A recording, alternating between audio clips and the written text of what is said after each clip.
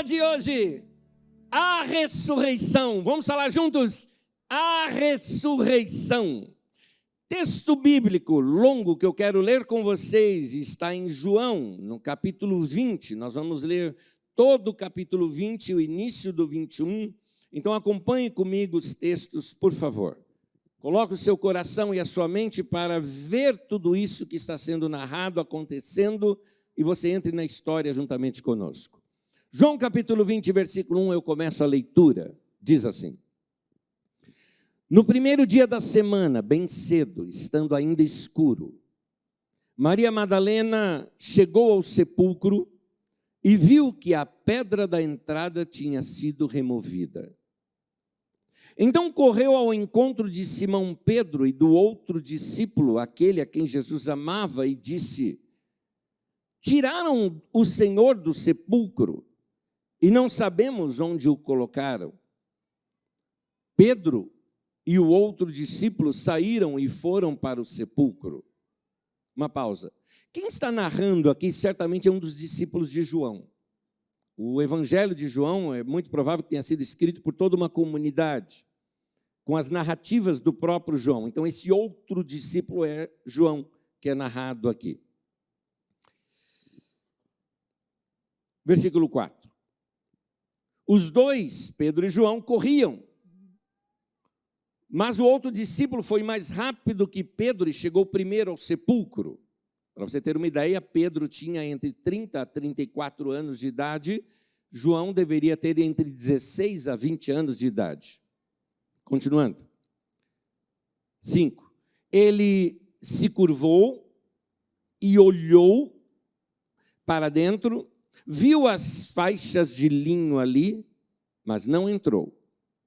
A seguir, Simão Pedro, que vinha atrás dele, chegou, entrou no sepulcro e viu as faixas de linho, bem como o lenço que estivera sobre a cabeça de Jesus.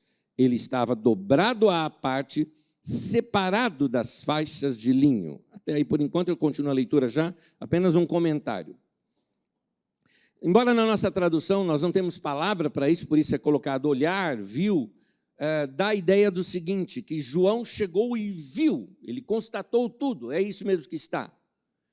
Pedro, ali o texto, quando fala que Pedro viu, ele usa a palavra teoreo, que de onde vem a nossa palavra teoria. Ele examinou detalhadamente tudo que ele tinha para examinar ali, para constatar mesmo que estava dessa maneira. E o que eu acho interessante no texto também, tem aqui uma coisa que eu acho interessante, que as faixas que cobriam Jesus, o morto era praticamente enrolado num lençol e amarrado. O lençol provavelmente muito caro, de linho puro, isso era muito caro na época. O homem que comprou isso era um homem muito rico, José de Arimateia, portanto ele pega uma coisa de honra. Normalmente esse tecido era somente usado para reis ou algo parecido, então você tem ali um tecido muito caro, dobradinho no canto. As faixas certinhas guardadas ali no outro canto. E aqui fica uma grande lição aqui para nós que vocês vão me entender. Quantos de vocês são rapazes, moças, meninos, meninas, solteiros, seja quem for, que mora com os pais? Quantos de vocês moram com os pais e são solteiros? Isso. Está aqui uma lição para vocês. Jesus nos ensina a arrumar a cama.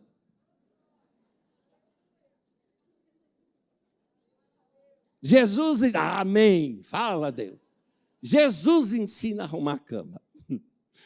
Alguns chegam a achar que Jesus, até depois da ressurreição, tinha toque, né? Que ele deixou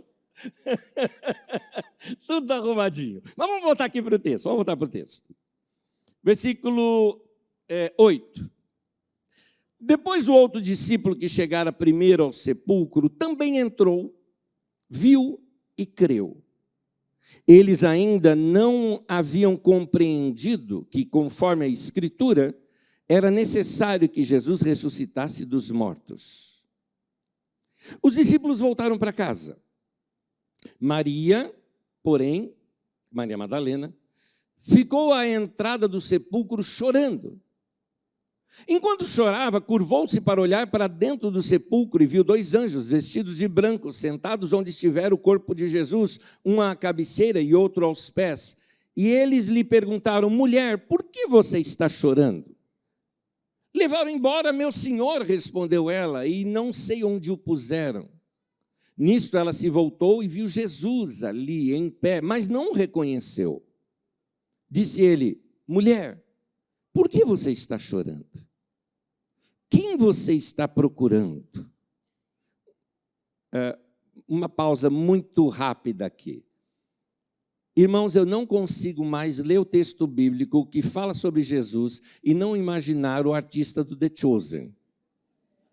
Ficou travado aqui na minha mente. E eu acho bonito, porque está perfeito o cara. Inclusive com aquele tom bem humano dele e algumas vezes muito bem humorado, o que eu acho que era esse caso aqui. A mulher está chorando, está claro por que ela está chorando, mas a pergunta é: por que você está chorando? É ele falando com ela, falando: quem você está procurando? Pensando que fosse o jardineiro, continuando a leitura, pensando que fosse o jardineiro, ela disse: se o Senhor levou embora, diga-me onde o colocou e eu o levarei. Jesus lhe disse: Maria. Eu imagino como o coração dela tremeu nesse momento. Então, diz o texto, ela, voltando-se para ele, Maria exclamou em aramaico, Rabone, que significa mestre. Eu acho interessante quando uma pessoa fala várias línguas, ela, quando tem uma experiência emocional muito forte, ela fala na sua língua materna. Versículo 17, Jesus disse: não me segure, pois ainda não voltei para o Pai.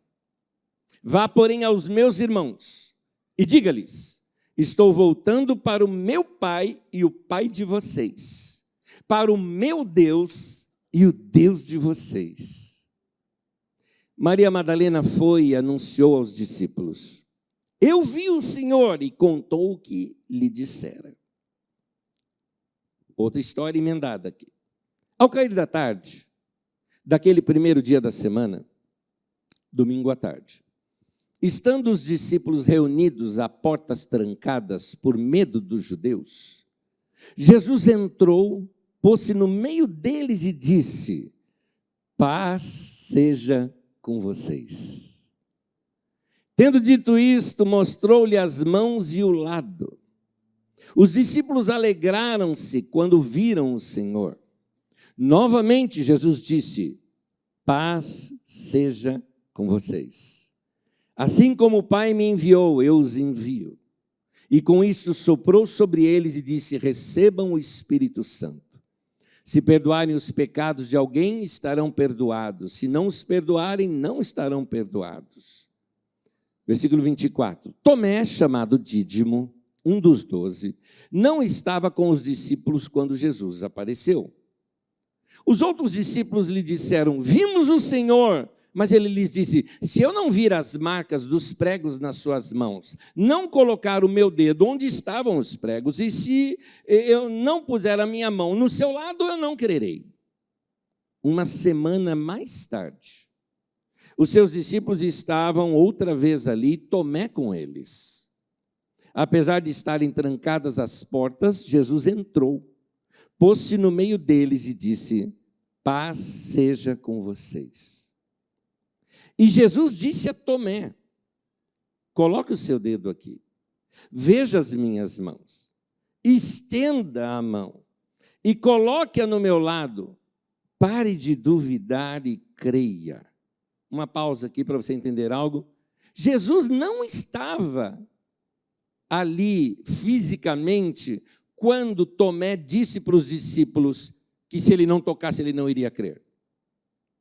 Mas o que o texto nos mostra é que Jesus sabia que Tomé tinha dito tudo isso.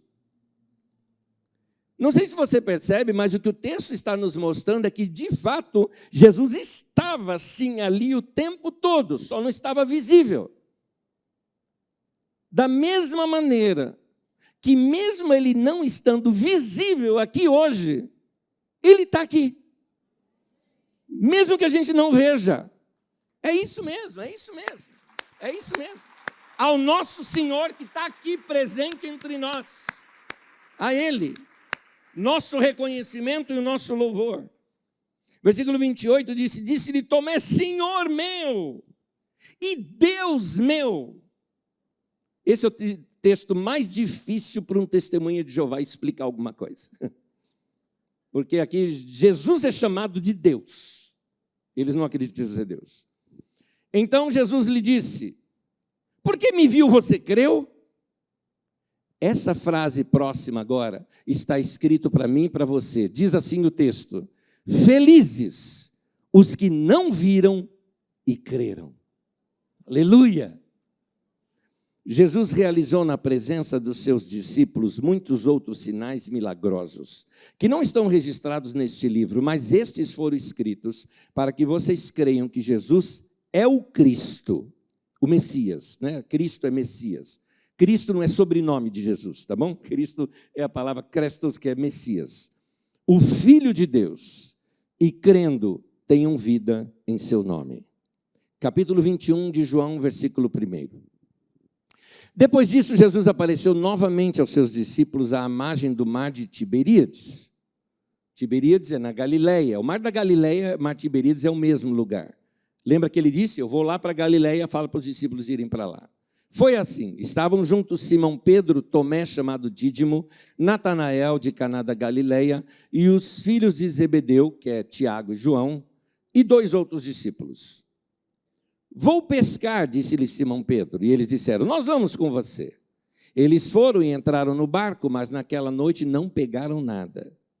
Ao amanhecer, Jesus estava na praia, mas os discípulos não o reconheceram. Ele lhes perguntou, filhos, vocês têm algo para comer? E eles responderam que não. E ele disse, lancem a rede do lado direito do barco e vocês encontrarão. Uma pausa aqui de novo. No primeiro encontro de Jesus com Pedro, foi assim. André, que era irmão de Pedro, era discípulo de João Batista. E André estava acompanhado de João pequeno, João, o autor do livro de João, aqui, o discípulo, o menino. E João Batista, vendo Jesus, apontou, esse é o Cordeiro de Deus que tira o pecado do mundo. João e André seguiram Jesus, puxaram papo com ele, entraram na casa, que era uma casa alugada de Jesus, e ali conversaram com ele. E passaram a tarde com Jesus, e aquele papo foi suficiente para eles entenderem, encontramos o Messias. Assim que André encontra Pedro, diz para ele, achamos o Messias. Pedro, achava assim, o irmão dele talvez um fanático, afinal ele era seguidor do João Batista, agora fala de Messias. O Pedro estava mais, era para trabalhar. Acontece que Pedro era pescador, tentaram pescar lá a noite toda e o mar não estava para peixe.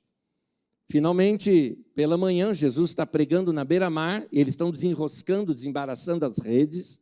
Quando Jesus começa a pregar e tem uma multidão, ele vê 2 barquinhos, pede o barquinho de Pedro emprestado, afasta um pouquinho ali, porque é um lago, a gente fala de mar da Galileia, mas ele é um lago de água doce, e então ele se afasta um pouquinho, e dali ele começa a ensinar para o povo, para a multidão toda. Terminado ali, ele fala para Pedro, falou, vamos um pouquinho aqui para o alto mar. Afastado um pouco da praia, ele fala, lança a rede. O Pedro dá aquela olhadinha do tipo, você é carpinteiro, eu sou pescador. Mas nós já pescamos a noite inteira e não tem nada, a gente já sabe que aqui não tem peixe. Mas sobre a tua palavra, eu vou lançar as redes. E eles lançaram as redes e tiveram aquela chamada pesca maravilhosa. Foi tanto peixe que precisaram chamar o outro barco para ajudar a puxar aquela rede toda. E assim, foi uma pesca maior do que eles já tinham visto. Viram que foi um grande milagre. Essa foi a experiência. E aí, quando eles estão puxando ali os peixes, todos os peixes pulando, assim, né, como são nas redes, Jesus chega assim para Pedro, pega aquela visão que ele está tendo, vendo ali os peixes e diz, eu vou fazer de você pescador de homens. Pedro sabia disso. Só que Pedro negara Jesus. Isso lá na crucificação, 3 anos e meio depois. 3 anos e meio depois dessa ocasião, Pedro está diante de pessoas, ele nega Jesus. 3 vezes ele faz isso. O galo canta. Pedro passa a ter a síndrome do canto do galo. Toda vez que ouvir um galo cantar, ele devia lembrar disso. E então, Pedro provavelmente já se julgava um desqualificado. Tanto que quando, não é nessa narrativa de João, mas na narrativa de Marcos, quando o anjo diz ali para Maria, fala, olha, fala para os discípulos irem ali para Galileia, ele diz assim, fala para os discípulos e a Pedro. Porque se ela chegasse e falasse, olha, ele mandou avisar os discípulos, Pedro diria, valeu galera, vão lá vocês, porque eu não sou mais. Mas citou o nome do Pedro. Jesus queria curar Pedro. E então, nesse momento, eu vou ler aqui novamente o momento da pesca, versículo 6, ele disse, lancem a rede do lado direito do barco e vocês encontrarão. E eles lançaram e não conseguiam recolher a rede, tal era a quantidade de peixe. O discípulo a quem Jesus amava, que era o João, disse a Pedro, é o Senhor. Simão Pedro, ouvindo-o dizer isso, vestiu a capa, pois havia tirado, e lançou-se ao mar. Os outros discípulos vieram no barco, arrastando a rede cheia de peixes, pois estavam apenas a cerca de 90 metros da praia. Quando desembarcaram, viram ali uma fogueira, peixe sobre as brasas e um pouco de pão. Jesus estava fazendo um churrasquinho ali para eles. Disse-lhe Jesus, traga alguns dos peixes que vocês acabaram de pescar. Simão Pedro entrou no barco, arrastou a rede para a praia, ela estava cheia, 153 grandes peixes. Embora houvesse tantos peixes, a rede não se rompeu. Jesus lhes disse, venham comer. Nenhum dos discípulos tinha coragem de lhe perguntar, quem és tu? Sabiam que era o Senhor.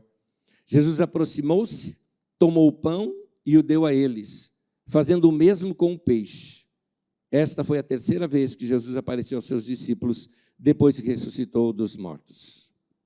No livro de Atos dos Apóstolos fala que ele apareceu 40 dias, e durante esses 40 dias ensinou-lhes muitas coisas acerca do reino de Deus. Há outras aparições de Jesus que não aparecem nesse texto de João, aparecem em Mateus, em Lucas, em Marcos. E aqui eu quero ler mais um texto que está em 1 Coríntios capítulo 15, versículo 1 ao 8. Agora escrito por Paulo. Saulo de Tarso, só um resumo aqui,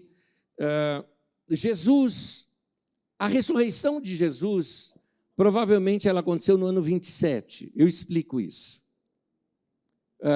Muitos de vocês sabem como nós fazemos a contagem dos anos, quando estamos em 2024 depois de Cristo, depois do ano 1, não é? Do nascimento de Jesus. Muitos de nós pensamos que a humanidade vinha contando regressivamente e que quando deu o ano 0, que não existe o 0, Jesus nasceu e aí começa a contagem. Não foi assim, gente. Os anos eram contados via governo de cada imperador. No ano tal, do imperador tal, era assim que era contado. Muitos anos depois, já com o cristianismo sendo oficializado em todo o Império Romano, um homem chamado Dionísio, o Exíguo, ele fez a contagem dos anos para tentar encontrar a data do nascimento de Jesus. Foi apresentado diante do imperador e foi aceito para trocar o calendário, inclusive, que era o calendário juliano para o calendário gregoriano, que é o calendário que nós usamos até hoje. E quando fez essa contagem, esse querido irmão, com toda a boa vontade, é muito provável que ele errou em 6 anos essa contagem. Uma prova disso é que Herodes morreu em 4 a.C. E nós sabemos que Jesus já era um bebê e Herodes tinha mandado matar as crianças, Herodes estava vivo. Então, quando foi que Jesus nasceu? O mais provável, fica estranho, é que Jesus nasceu 6 a.C. Por isso que hoje em dia até os historiadores nem usam a expressão mais antes ou depois de Cristo, chamam de era comum. Então, Jesus nasceu no ano -6 da Era Comum. Pois bem, então, se ele nasceu assim, morreu aos 33, a morte e a ressurreição se deu no ano 27. A igreja nasceu a partir dali, Você tem Atos 2, Atos 3, aquela multiplicação. Quando chega em Atos 6, provavelmente já tinha passado uns 5 anos, mais ou menos. Então, 6 anos após a ressurreição de Jesus, é a experiência de Saulo de Tarso. Saulo era um homem que perseguia a igreja. Ele julgava estar fazendo algo para Deus, perseguindo a igreja. Ele levava os cristãos presos. E ele, saindo nesse ímpeto, obviamente que ele não acreditava em Jesus, não acreditava em nada disso, ele tem uma experiência com o próprio Jesus. Tanto que Saulo tem revelação da igreja na sua conversão. De que maneira? Saulo cai ao chão, aparece alguém falando com ele, e ele fala: quem és tu, Senhor? Ele fala: eu sou Jesus, a quem você persegue.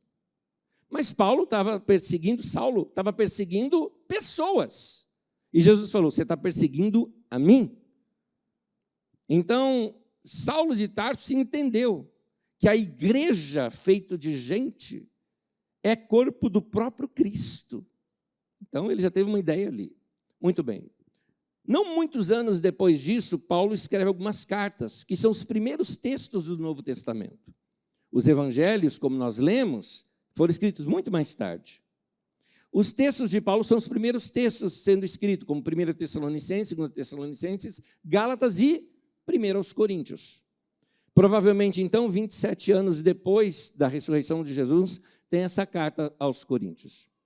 Saulo de Tarso, quando ele se converteu, ele teve experiência com o Senhor, foi para o deserto da Arábia, teve momentos ali só dele com Deus. Depois ele sai pregando ousadamente sobre Jesus. 3 anos depois, ele vai ter um tempo com Pedro. O livro de Gálatas fala que ele teve 15 dias com Pedro. E imagina a conversa ali com Pedro. Pedro deve ter contado para ele todas as experiências que ele teve com Jesus, todos os detalhes da morte e ressurreição de Jesus ali para Paulo. 15 anos depois, Paulo volta em Jerusalém e senta com Tiago, com João e com Pedro também. Mais ou menos pouco tempo depois, 2 ou 3 anos depois, essa carta é escrita. E olha o que ele diz aqui, 1 Coríntios 15, versículo 1 ao 8, o texto diz assim: irmãos, quero lembrá-los do evangelho que preguei a vocês, o qual vocês receberam e no qual estão firmes. Por meio deste evangelho vocês são salvos, desde que se apeguem firmemente à palavra que preguei. Caso contrário, vocês têm crido em vão.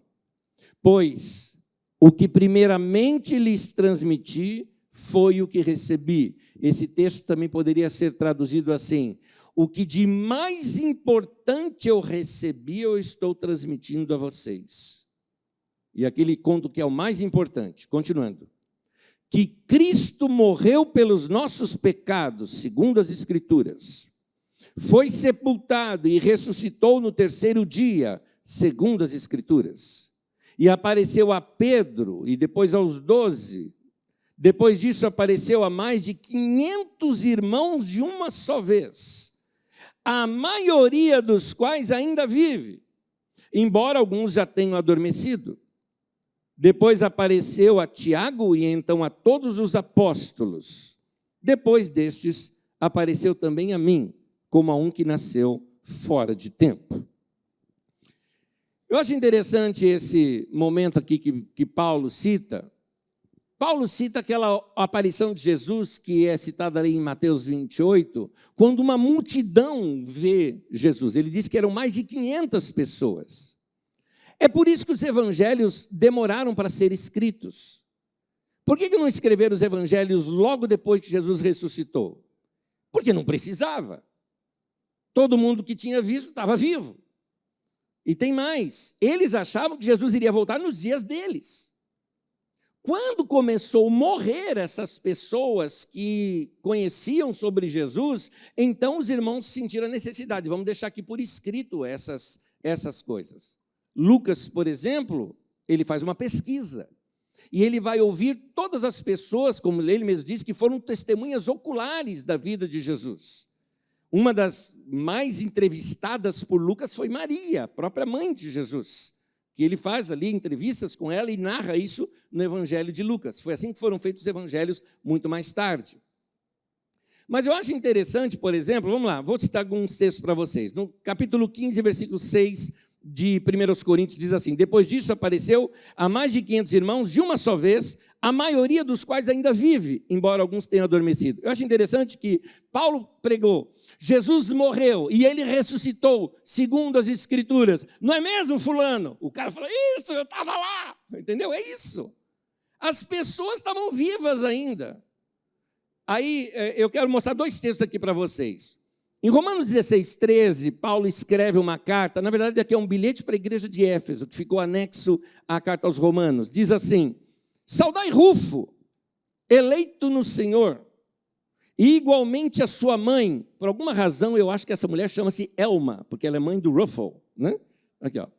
Então, a dona Elma, que também tem sido mãe para mim. Ele mandou um abraço para o tal de Rufo. Quem era esse Rufo? Ele é citado em Marcos 15. Olha aqui, Marcos 15, 21 conta o seguinte: e obrigaram, os romanos obrigaram a Simão Cirineu, que passava, vindo do campo, pai de Alexandre e de Rufo, a carregar-lhe a cruz. Rufo era simplesmente filho do homem que ajudou a carregar a cruz de Jesus. Então, quando você fala daqueles testemunhos no meio da igreja primitiva, tinha um monte de gente que tinha visto tudo isso. Irmãos queridos, vamos falar da ressurreição de Jesus. O cristianismo é mais do que uma religião de ética e de costumes. O cristianismo não é uma filosofia. Essas filosofias, muitas vezes, essas sim, são muitas baseadas em lendas. Os irmãos aqui sabem como eu respeito outras religiões, mas eu preciso defender a fé na minha. Os textos que falam da ressurreição de Jesus estão muito próximos do acontecimento, o que mostra a sua veracidade. Normalmente, qualquer historiador, quando um texto é escrito de 50 a 70 anos depois do fato e do acontecimento, é considerado verídico. Por quê? Porque ele teve chance de constatar com pessoas que foram testemunhas oculares. Alguns textos que temos do Novo Testamento, a própria pessoa foi que viu, como é o caso de João, como é o caso de Mateus, como é o caso de Marcos, menino ainda, mas que ele conta as memórias de Pedro. Lucas é que que conta as histórias de Maria e de tantos outros, mas a maioria foram testemunhas oculares, eles viram mesmo. Paulo mesmo cita testemunhas oculares. Se nós pegarmos outras religiões, por exemplo, as histórias de Buda, por exemplo, elas são contadas de 600 a 800 anos depois da morte dele. E nesses contos, eles têm uma diferença de quase 100 anos de quando que foi que ele nasceu. Então, note como uma coisa é lendária. No caso de Krishna, foram escritos 1.200 anos depois dos eventos, é que temos esses registros. Portanto, sobram-se bastante situações lendárias. Mas do cristianismo, o cristianismo ele é histórico. As pessoas viram, as pessoas tocaram nele. Quando você pega a carta de 1 João, lá na época de João, como João era novinho, ele foi o último dos apóstolos a morrer. E na época que João já estava velhinho, surgiu uma doutrina no meio da igreja, chamada gnosticismo, que eles diziam o seguinte: Jesus não era físico, ele era uma aparição. Por quê? Porque na mentalidade dos gregos, a carne, o corpo não presta. O que vale é a alma, isso é o platonismo. Platão pensava assim. Então, como que poderia o próprio Deus se fazer carne? Por isso que João defende, tanto no Evangelho quanto nas cartas, o verbo se fez carne. E na carta ele é muito mais claro, ele fala: eu vi, eu toquei, eu reclinei no peito dele quando a gente come, que senta assim meio encostado um no outro, eu fazia isso com ele. Como é que você fala que ele não veio em carne? Então, por isso que João defendia muito essa questão. Então, nós temos no cristianismo uma questão histórica. Quando nós falamos da ressurreição de Jesus, gente, não é qualquer dia que ressuscita alguém. Nós estamos falando de um milagre, de uma intervenção divina, sobrenatural de Deus. Mas tem gente que não acredita que ele ressuscitou. Quais são esses argumentos? Eu vou citar vários aqui e contra-argumentá-los. Primeira coisa que disseram é que as mulheres erraram o túmulo. Ah, não, as mulheres se enganaram e erraram o túmulo. Irmãos, é que eu li aqui o Evangelho de João. Em Mateus, em Marcos e em Lucas, conta que Maria Madalena, a outra Maria e mais uma outra mulher estavam junto com José de Arimateia, sentada de frente do túmulo, esperando até o momento que fecharam o túmulo. Ponto. Elas sabiam muito bem onde estava o lugar. Então, nós temos essa narrativa já. Tem outros que dizem que Jesus não morreu, que ele ficou num estado de coma. Mas pensa aqui, como é que um homem que foi, ele foi espancado, foi chicoteado, espancado. Uma pessoa até mesmo me disse o seguinte: é muito provável que os discípulos não conheceram Jesus porque ele estava completamente deformado. Pode ser, não sei. Isso eu não sei. Mas ele foi espancado. Se foi enfiado, veja bem, se você dá uma batidinha na sua cabeça, incha, não incha? Forma que a gente chama o galo na cabeça. Imagina alguém pegar uma coroa de espinho e enfiar na tua cabeça, rasgando a tua cabeça. Dá para imaginar como essa cabeça deve ter inchado. Ele foi esbofeteado, o rosto deveria estar transfigurado. Ele foi chicoteado ao ponto de sangrar, então ele estava com o corpo todo dilacerado, com partes de carne sendo exposta. Na cruz ainda enfiaram uma espada aqui ao seu lado. Então um homem que sofreu, ficou horas na cruz, 3 dias, vamos dizer assim, sem comer. Isso se já não estava sem comer antes. Como é que um homem consegue? Como ele diz, ele estava em coma. Tá bom, ele acorda da coma, consegue se desenrolar sozinho, desatar sozinho e tenta remover uma pedra, porque é o seguinte, no outro texto, não esse que nós lemos, não lembro agora se é no de Marcos ou de Lucas, conta que as mulheres, ao chegar no túmulo, estavam perguntando entre si, eram 3 mulheres, elas perguntam entre si, quem vai nos ajudar a remover a pedra? Porque era uma pedra enorme, que ela não abria assim, ela tinha que ser rolada para fora, do outro lado. Então você só conseguiria tirar essa pedra pegando do lado dela e empurrando essa pedra. Sem contar que veio um mandamento do próprio Pilatos para que vedassem a pedra, ou seja, ela foi teoricamente cimentada ali também. Como é que um homem fraco do jeito que estava conseguiria sair, remover a pedra sozinho por dentro, né, do túmulo? Não daria, não daria. Então é um argumento muito fraco esse também. Acontece, meus irmãos, que mesmo que a gente prove a ressurreição de Jesus, existem pessoas que não vão crer. Isso porque, na época de Jesus mesmo, ele fez diversos milagres, e na cara de algumas pessoas que viram os milagres, e eles ainda assim como fariseus e alguns saduceus e alguns escribas, não acreditaram mesmo vendo os milagres. Então, pessoas, mesmo sabendo do poder de Deus, não vão crer. Mas a fé nossa, cristãos, é de que Jesus, ao 3º dia, depois de morto, literalmente foi ressuscitado pelo poder de Deus, aquela tumba foi aberta pelo poder de Deus e nós acreditamos, ele está vivo até hoje. Ele também foi visto primeiramente pelas mulheres, depois pelos discípulos, depois por mais alguns discípulos individualmente, como Pedro, também ele apareceu para Tiago, ele apareceu outra vez aos discípulos na ausência do Tomé, depois apareceu aos discípulos na presença do Tomé, ele apareceu a uma dupla que estava na estrada de Emaús, e também a um grupo de mais de 500 pessoas ao mesmo tempo, um monte de gente viu isso. E aí vem alguns dizendo, não, os discípulos inventaram essa história. Mas, queridos, pensa comigo. Se a gente inventasse essa história, vamos dizer que nós éramos os discípulos falando, não, vamos inventar essa história, vamos. Muito bem, nós teríamos que combinar muito bem os detalhes entre nós e falar certinho tudo.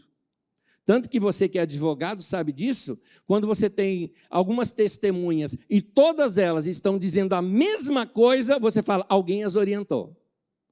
Porque quando alguém vai narrar uma coisa, ela narra dentro da sua ótica, do seu ponto de vista. Ela vai esquecer um detalhe. Ou ela não vai se lembrar se o pano estava dobrado ou não estava dobrado. Alguns não vão lembrar disso. O outro vai lembrar. Não, eu vi, estava dobradinho lá. Então você vai notar que vão ter narrativas diferentes. Quando a gente lê os 4 evangelhos, nós vamos notar narrativas diferentes. Um conta que tinha um anjo, o outro conta que tinha 2. Mas aí, tinha 1 ou tinha 2? Os caras que escreveram o evangelho, escreveram muito tempo depois. Pegaram as narrativas de uma mulher que viu, que foi Maria Madalena, no caso. E aí eles pegam a narrativa dela e estão contando. Um lembra que era 1, o outro achou que era 2. Ou ela falou 2 e o outro entendeu que era só 1. Então você vai ver diferenças. Quem que apareceu primeiro no túmulo? Tem texto que parece que foi Pedro o primeiro a chegar. Outros já mostram que as mulheres chegaram primeiro e depois avisaram. Enfim, os 4 evangelhos, eles não são unânimes, eles não contam a história do mesmo jeito e nem na mesma ordem, o que deixa evidente uma coisa: isso não foi combinado. Mas eram narrativas de diferentes pontos de vista. Então, para mim, essas diferenças do evangelho, Deus deixou claramente isso para mostrar. É gente narrando. Mesmo com diferentes detalhes, eles estão sim dizendo as mesmas coisas e sustentam os mesmos pontos, que é: ele ressuscitou no domingo, ele foi visto por pessoas, haviam anjos lá, eles vão contando cada detalhe. Esses detalhes são iguais. Se fosse uma história inventada, pensa comigo, você acha que os discípulos sustentariam isso até a morte? Porque muitos deles morreram por sustentar isso. Não negaram diante da morte. E eu não estou falando qualquer morte, eu estou falando de morte cruel. Você aceitaria morrer por uma mentira que você mesmo causou? Sendo que você poderia simplesmente negar aquilo e ficar livre. Se fosse inventado, eles negariam. E não é qualquer morte, nós estamos falando de Pedro, por exemplo, crucificado de cabeça para baixo, sofrido na cruz, morreu sofrendo. Nós temos alguns que foram decapitados, como Paulo, por exemplo. Então, morte sofrida, tem gente que foi lançada ao fogo. Foi isso que aconteceu com os mártires cristãos, eles não negavam a ressurreição de Jesus. Um outro argumento que dizem é que as próprias autoridades removeram a pedra e roubaram o corpo de Jesus, mas isso também não cola.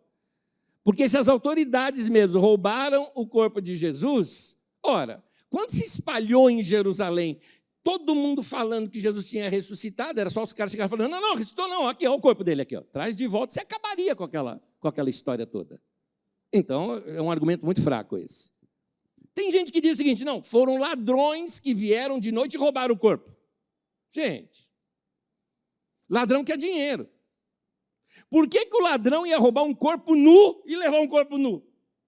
E um detalhezinho: o que era caro ali, que eram os lenços, que eram os aventais, que eram os lençóis, que era um material caro, que eles poderiam vender, estava lá dobradinho, bonitinho no canto. E levaram o morto? Não cola um negócio desse também. Mas então, por que o túmulo está vazio? E a resposta é, fala comigo, porque ele ressuscitou. Não tem outra resposta.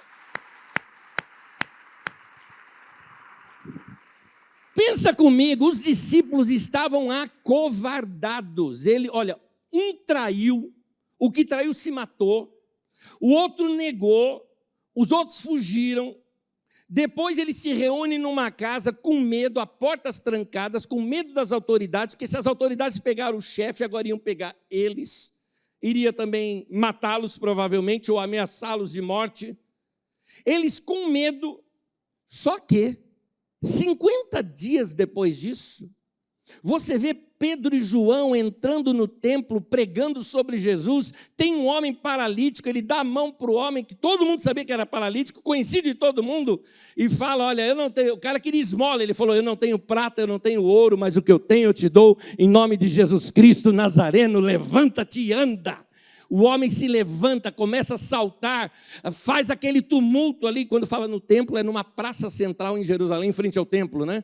Então faz aquele tumulto todo, vem os guardas do templo, prendem Tiago e João, chamam diante das autoridades judaicas, que é o Sinédrio, e as autoridades judaicas falam: que vocês estão fazendo? Estamos pregando que Jesus, que vocês crucificaram, que vocês mataram, ele está vivo, ele ressuscitou. Prova! Ele falou, está aqui a prova. Esse homem estava aleijado. E em nome de Jesus, o Nazareno, ele está são e curado. E a Bíblia diz, diante daquilo, eles não tinham nada a dizer. Que ousadia era essa? De onde que veio esse poder todo? A Bíblia diz, e os apóstolos com grande poder demonstravam sobre a ressurreição de Jesus. Para mim isso é uma prova clara de que a experiência que eles tiveram foi uma experiência clara e viva. A conversão de Saulo de Tarso.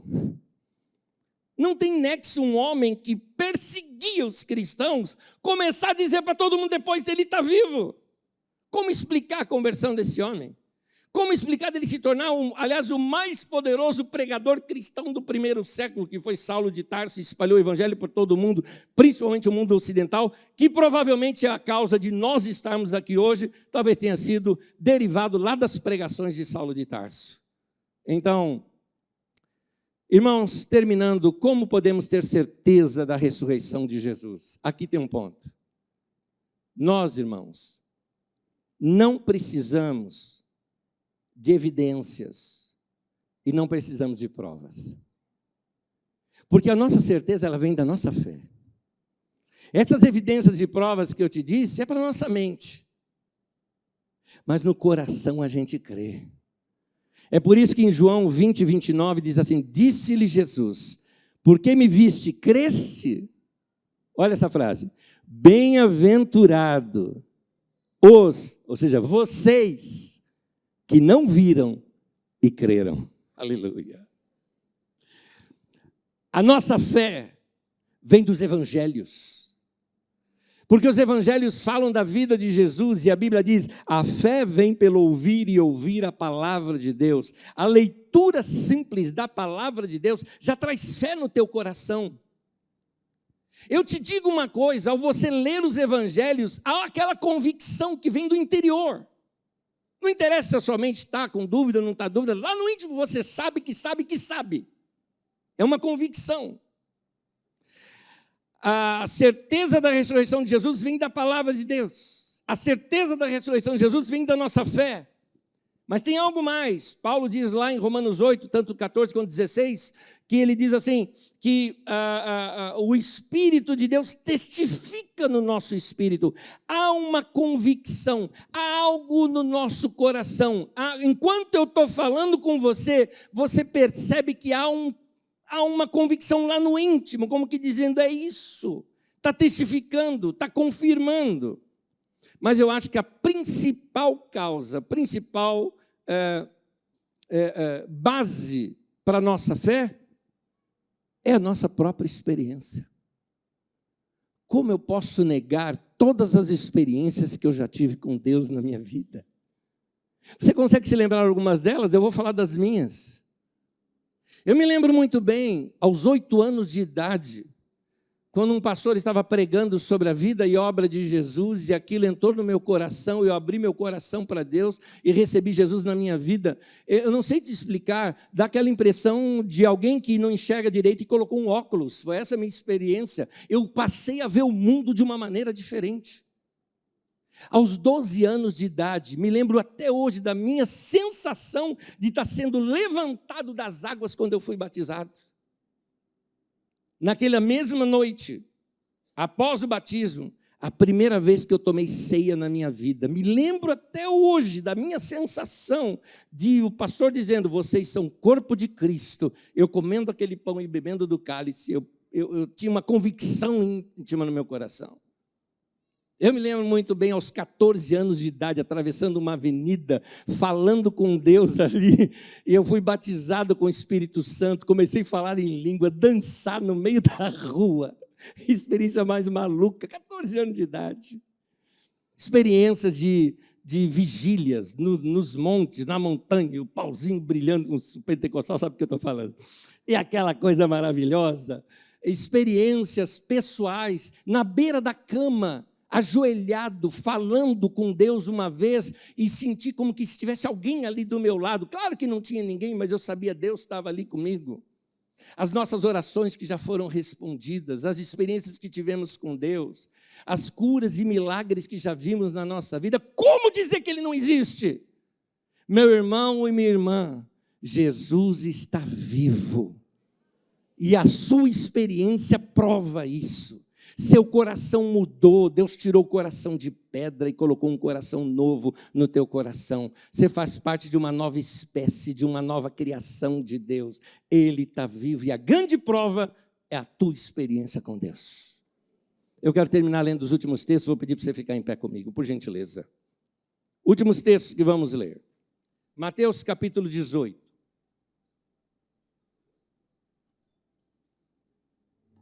Versículo 20. Porque onde estiverem 2 ou 3 reunidos em meu nome, eu pergunto, quantos estão aqui em nome do Senhor, em torno do Senhor? É mais do que 2 ou 3. O que ele diz? Ali estou no meio deles. Bem-aventurados que não viram e creram. Ele estava lá quando Tomé contou aquilo tudo, mas ele não viu. Mas depois ele aparece.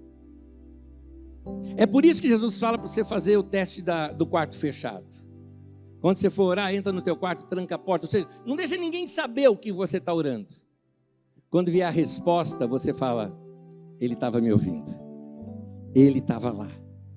Jesus está aqui hoje. Mateus 28, versículo 20. E eis que estou convosco todos os dias, até a consumação do século. Pelos séculos dos séculos, dos séculos dos séculos, amém. Ele está conosco, não somente aqui, hoje, no domingo. Ele está conosco todos os dias. Anda com Jesus, meu irmão, fale com Jesus, faça compra com Jesus do teu lado, namore com Jesus do teu lado, coma com Jesus do teu lado. Por isso que a Bíblia fala, quer comais, quer bebais, fazei tudo em nome do Senhor, dando a Ele graças a Deus Pai. Por último, Romanos 10, versículo 9. Se você confessar com a sua boca que Jesus é Senhor e crer em seu coração que Deus o ressuscitou dentre os mortos, será salvo. Amém? É o seu momento agora. Ao invés de fazer uma oração, sempre nesse momento faço uma oração. Eu não vou fazer uma oração. Nós vamos fazer uma declaração da nossa fé. É o seu momento de você declarar com a sua boca que Jesus é o teu Senhor. E você dizer para Ele, Senhor, eu creio que o Senhor ressuscitou dentre os mortos. Você não vai repetir minhas palavras, fala você. Fala para você agora. Fala você com Deus agora. Eu convido você agora a levantar as suas mãos para os céus e adorar a Jesus. Com a sua própria boca. Confessa com a sua boca que Ele é Senhor. Confessa com a sua boca que Ele ressuscitou dentre os mortos. E você é salvo.